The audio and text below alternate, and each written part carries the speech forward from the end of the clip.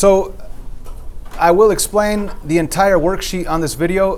I want to let you know that the retake quiz is going to have one of these, you don't know which one of these piecewise functions, and it's going to have another piecewise function from the original quiz. So I'm letting you know that I'm picking one from here out of these 5, and I'm also picking one from the original quiz. We're going to be working with 2 of them on the retake tomorrow.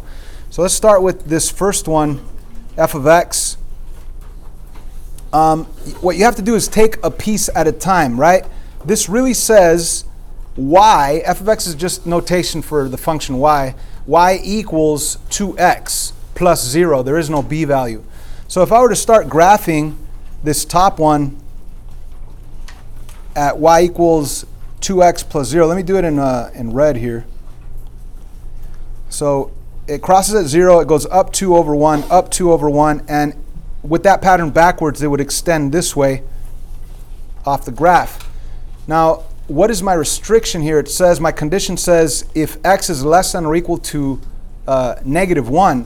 So if you want, on your piece of paper, get a different piece of paper and get that piece of paper and start covering up certain items. So right here is the x value of 3. Here's the x value of 2. Here's the x value of 1. You want to cover up, you want to go to the x value of -1. That's what it says up here. So go to the x value of -1, and you want to show the piece that's less than or equal to -1. That would be to the left. So you don't want to show this part of the line. You only want to show this part of the line. And let's begin with, is this part of the line right here, is it going to have an open dot or a solid dot right here? Solid. Solid dot, because it has a solid line underneath it. So it will have a solid dot right there, and it will be going in this direction, and put that arrow because it goes down forever. Does that make sense? Yeah. Great. Okay, so now let's go for the middle piece. The middle piece I want to do in dark blue. I'll put it, where am I going to put it right here? I'll put it, or is that purple? I don't even know what that is. Anyways, this is like saying oh, by the way, oh man, that didn't work. Okay, there we go. I apologize. Now let's move on to the middle piece. And the middle piece, it's like if you said y equals -x plus 1.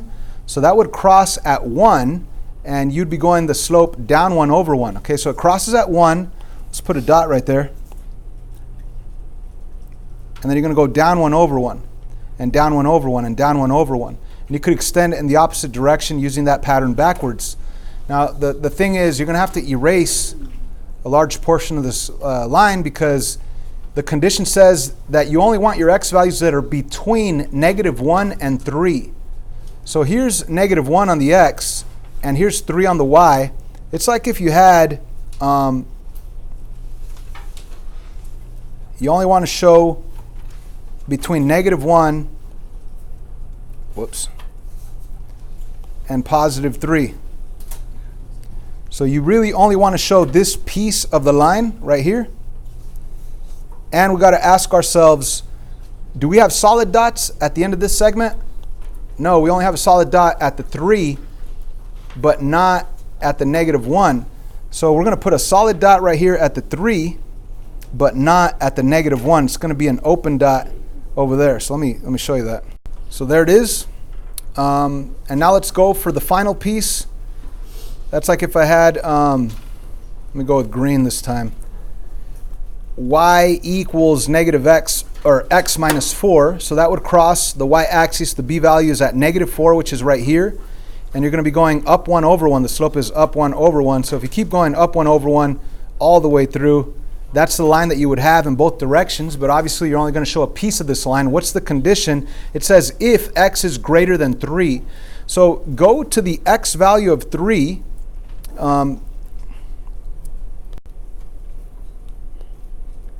So let's start at 3. And we know that this is going to be an open dot because it doesn't have a solid line underneath it. So it's going to be an open dot right here going in that direction forever. You do not want any piece of this line that's on this side, only the greater than 3. So it's to the right, only to the right of the x value of 3. So we're going to put an open dot and pointing to the right on those green dots. So that would be your answer right there. Okay, now in addition, So now we need to state the domain and the range of this guy. So the domain are your x values. Does this graph, does the entire piecewise function go to the left forever? Yes. Does it go to the right forever? Yes. Are there any gaps, any missing values? No, everything's continuous, right? Like, or not continuous, but there are no gaps. This is an open dot, but there's a closed dot right here. There's an open dot, there's a closed dot right here. If both of them were open, then we'd have to say, but x cannot be this certain value. So right here for the domain, we're going to say x equals all real numbers. For the range, we're going to say y, and is it above a certain value? Is it below a certain value? Or does it go in both directions forever without any gaps? The answer is it goes in both directions forever without any gaps. So you're going to say y equals all real numbers. Okay. So I hope we understand how to do this now, and we could practice with the next 4 piecewise functions. And this last one, I would like you to create your own. So draw your own 3 pieces and then label that piecewise function q of x down here. It's kind of like if you guys were the teacher and you wanted to create a graph to put on a quiz. That's a really good way to understand it better. So do it and I'll check it later and we'll see how you did. But down here we have all these additional problems that say evaluate, and it's as simple as this. This is the notation that says plug in -6 into your g function. So let's go up here to the g function, which is the second one, and we want to plug in -6. Now the question is, where would I plug in -6? Would it be into the top piece, the middle piece, or the bottom piece? The first piece, the top piece, because -6 is definitely less than -3. So I need to plug in -6 into this top piece, but the problem is there's no x, it's just 4. So you can't plug it in anywhere, so what's your answer if you don't plug anything in? It's just 4. So the answer number 1 down here is 4. We didn't have to do any work. Let's go to number 2, f of 3. So we go to the f function, which is the top one, and let's plug in 3. Question is, do I plug it into the top one, to the middle one, or to the bottom one? The middle one, because 3 is not less than -1. 3 is not greater than 3. 3 is equal to 3. So we're going to be using the middle one. Plug in 3 right here, which will make it -3 plus 1, which would give you an answer of what? -2. Perfect. -2. Okay, so I want to pause this video right here, and you guys work on the rest. The answers are on the back. You know what? Just for kicks, let me explain the g of x function, all right? So g of x, it's really 3 lines, 3 functions, and we're talking about just the pieces of those functions. The pieces come from the conditions, but this first line really says y equals 4, all right? So if you want, you could jot that down, y equals 4. That might help you. How are you going to graph y equals 4?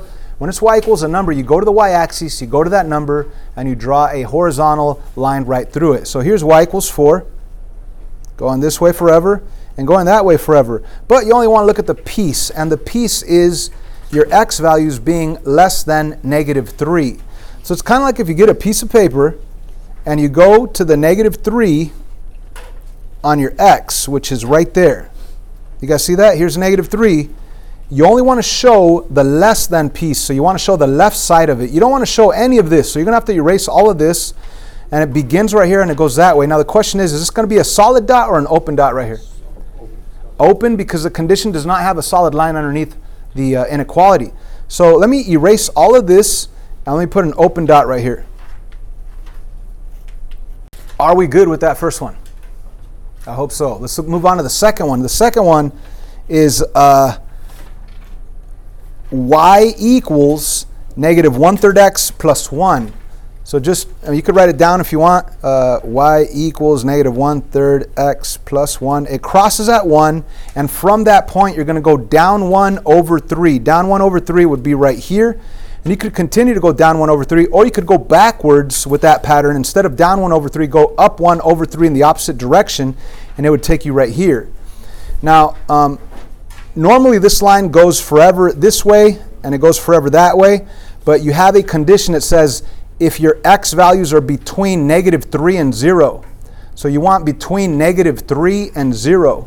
So you don't want anything on this side of negative 3, so you want to erase this part of it, and 0 is right here, so you don't want any of this part, you want to erase it as well. So let me erase everything that's on this side all the way to 0. Let me erase everything that's on this side all the way to negative 3. So that's my segment, and both of these inequalities have lines underneath it, so they're both solid dots.